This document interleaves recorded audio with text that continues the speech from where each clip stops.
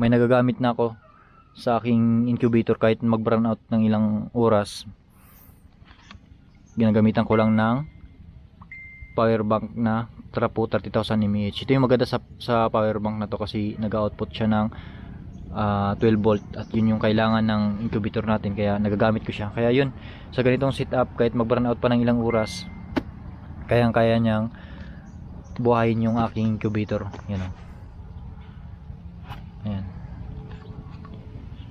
Ginamitan ko na lang rin siya ng module na ito yung nagtitrigger ito. Tinitrigger niya yung 12 volt para mag-output siya ng 12 volt yung power bank na to. Na yun yung kailangan ng ating incubator. Tapos ito, yung voltmeter para malaman natin yung output niya. At matipid lang siya. Yan o. Nag 12 volt lang yan. 12 volt lang yan in 1 amps yung kanyang kinukonsume, kaya bali 12 watts lang. Nasa ganun lang yung kanyang ano, kaya matipid siya. Matipid kaya ilang oras natin gamitin yung 30,000 mAh natin to. Kahit 9 hours na mag brown out magagamit natin. Yan o.